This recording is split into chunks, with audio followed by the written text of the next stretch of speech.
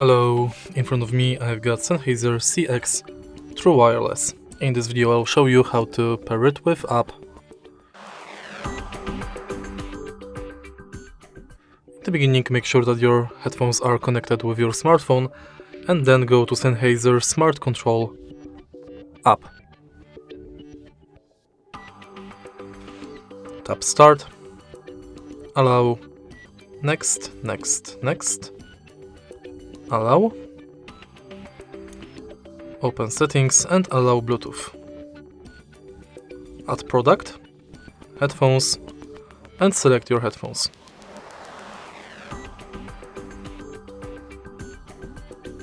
Confirm, and it's done.